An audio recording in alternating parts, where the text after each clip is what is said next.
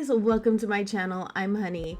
Recently, I gave away a profile picture and a map commission for my 4K celebration.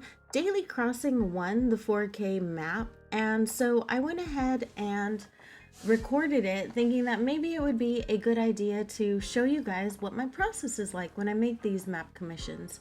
So first, I always start with the map symbols. That's like the main buildings that belong on an island. I always do those first. I ended up changing the airport symbol because I didn't love it, and I changed it to a dodo instead just because I thought he was cute. And then I went with outlines instead of the circles. I made them slightly bigger than the way they are in the original map because I just like that aesthetic a little bit more. That's all personal preference and entirely up to you. The second thing I do that is most helpful to me is I do the pathing. I go onto the dream address and I figure out where the paths are because they don't always show up on the map. I figure out how to get around. I am literally standing in the dream address while I do this, and I run around and plot out the points on the map and make a clear path to every location, because I'm still one of those people who believes that you use a map to get places. I know that's not the case anymore, but I mean, yes, I think that you can make it pretty and functional. I don't know. That's just my personal opinion. You guys can tell me if I totally failed at it afterwards. There are a lot of houses on this island. My goodness, there are so many houses. So the next thing I do is I figure out the aesthetic that I want for the little villager houses and then for the inclines and bridges, and I set all of those out there. Right after that, I start working on the terrain. So I outline it first, and I'm doing the third level first, the highest level. So I add layers underneath. I keep adding layers below the layers that I'm working on so that I don't write over anything and nothing disappears. So I go ahead and I trace all of those out, and then I go and color them in. I still hand color all of my maps because I like the way that looks at the end. I feel like it gives it like a more natural kind of look. Then I go back in and I do the second layer. So I trace all of it in just like the rest, and then I fill it in with color. The very first thing I do that I didn't record is I make a color palette. I chose all of these colors in advance. I looked at my palette for a while. I sat with it. I made sure that it felt cohesive, that it fit the island in my opinion, because I was given a lot of leeway with this island and creative freedom. So I wanted to make sure that if I was taking that creative freedom, I was doing something that really felt like it was going to be good, and I didn't want to just give her something that felt less than a paid commission. I wanted to give her more, if anything, I wanted to give more than what I would normally. I don't know why. I think it was because it was a 4K celebration. I don't do a lot of these map commissions as paid commissions anymore, because I choose to do them for my friends and people that I really care about. And I put a lot of time and effort into these.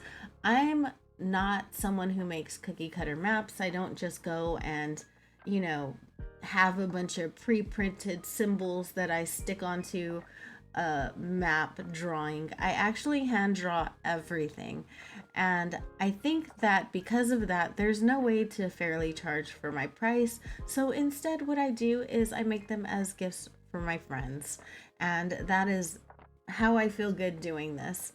So yeah, then we're doing the third level. As you see right here, we're doing the third level. We're just coloring it in and making it, all look pretty and colored, and getting rid of those ugly under map colors that are below it.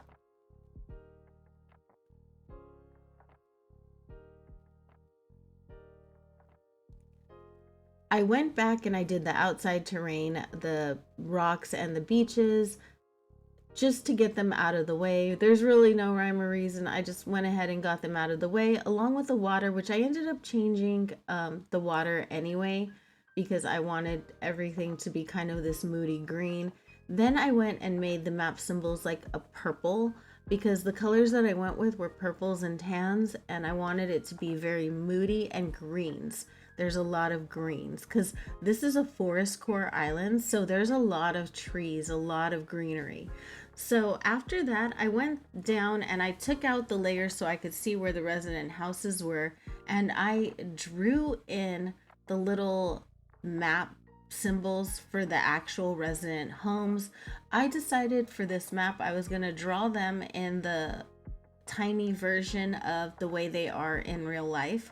So I sat there and I looked at the building and then I drew it onto the map because I don't know. I thought it was going to be cute. I never tried it before, but I saw it once and I was like, oh, that's kind of cute. Let me try that. So I decided that it was going to be a good idea to try it. And that's pretty much it, the only reason. So I fiddled with this tan one in the middle for a very long time. It is the cafe, because it had a different shape than the other ones. The others I could like copy and paste to a certain extent and at least copy out the shape. As you see for this little log cabin, it didn't quite work that way. I ended up doing quite a bit over again anyway, but I love the way that one came out. It's like my favorite. So it's super cute.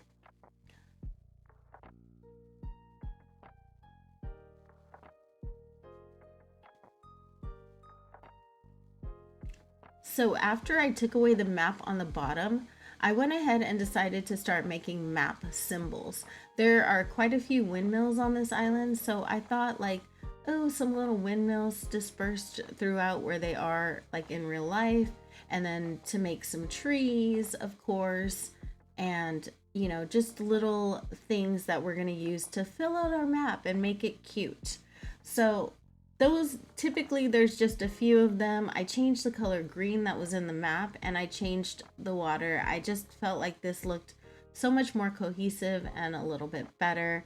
I played with the idea of what kind of flowers to use forever before I finally decided which ones I wanted to use, because flowers can be drawn in many ways.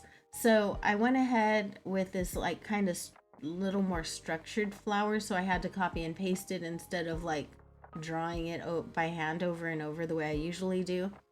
She has a campfire over here on the beach with the little stone stools, so I wanted to put that in. I just thought it would be cute. And then she has like a little theater, and so as I'm going along and filling in with trees and making it look pretty, I'm adding in map locations. There's a gas station on the bottom right beach, and then I just kind of fill the beach in with flowers, and then I decided to make a party light arch as well, so we're putting that in places where they are actually on her map. In the very back there's ruins, and I noticed she uses castle items in quite a few places, so I went ahead and made a castle items template as well to stick throughout the island in a couple of places where it belongs. And in the very back she had a hot air balloon feature, which I really loved, so I decided to go ahead and make one of those as well. The museum is also a castle, which is right in front of the air balloon area, and then I filled it in with trees. This is a forest after all. And then in the back, I don't know what that castle building is, but it sure does look pretty where it is. And then there's this glowing moss trail up on the top where she didn't necessarily point it out as a feature area to me, but to me, I love that area. And then there's like a little rainbow medal, which I wanted to symbolize with the little rainbow flowers. And then a farm in the back, which of course we're going to put a tomato and a carrot in order to show you that it's a farm, and barrels and windmills, because of course barrels and windmills in the farm. I made her a little barn and farmhouse to go there, and then moved right along the front. So I noticed some storefronts on the beach, so I went ahead and did a quick little doodle of a storefront, and there is an RV that is on the peninsula, but there wasn't enough space for me to draw it, even though I did want to. And then I, of course, stuck barrels, because barrels deserve to be a map symbol, am I right? Like, their barrels. And then by the carpenter's house, there's like a little railroad station, railroad track, looks like mining carts and stuff, and a little fish market on the front beach. So we went ahead and we filled all of that in really quick. And we are done. Hopefully you guys enjoyed it. This is what I do when I go through a map, and this is how I make them. Hopefully you guys learned something, or if it was helpful to you in any way. If you want to see more of these, let me know. If you don't ever want to see this again, also let me know. You won't hurt my feelings. I want to give you guys what you want. Hopefully you're having an amazing day or night. I know you could be doing anything, but you chose to spend your time here with me. I appreciate you so much for that. Have a wonderful day. Until next time.